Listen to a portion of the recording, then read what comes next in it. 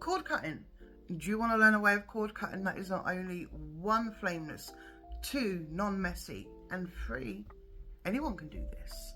Well, I'm going to show you a traditional folk magic way of cord cutting that is used not only here in the UK but across Europe too. For this, we're going to be using red wool.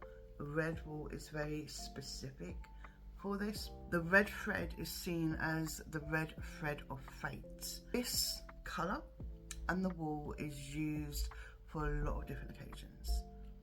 Protection, love, fate, the connection between you and the divine, the connection between you and another subject.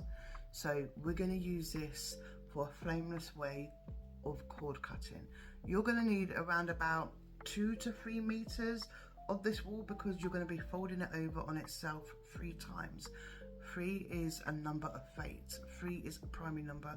3 is also one of the important numbers that we use in folk magic. You've got your thread. You want to run your thread through the fingers from one end to the other. As you're doing this, you want to prepare your mind of what you are cutting away from, whether or not it's a person, whether or not it's a situation, a job. So now we're going to run this back through our fingers again. We folded itself 1 time, we're going to repeat that and do it over 2 times, and then we're going to repeat it and do it a 3rd time, which is the last time. I like to knot off at the end where it's the loose ends first, and this is where you're going to start thinking about what you want to cut yourself away from. So do this by making a simple first knot.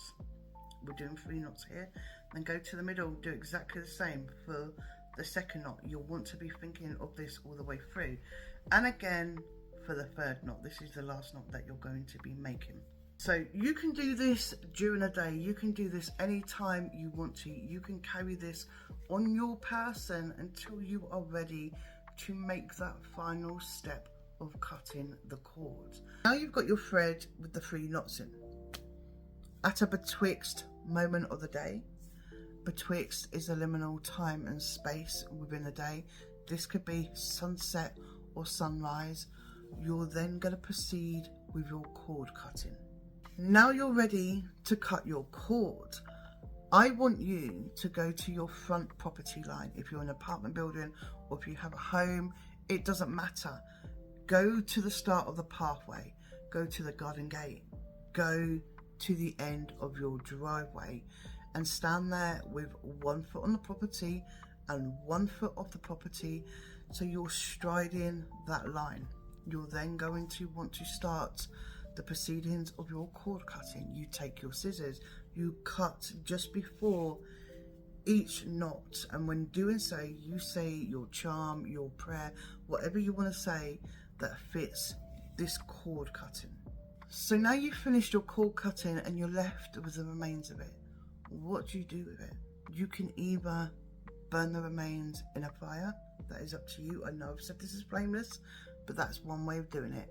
The other way is simply putting the remains of the thread in a bin of your property and walk away and forget about it.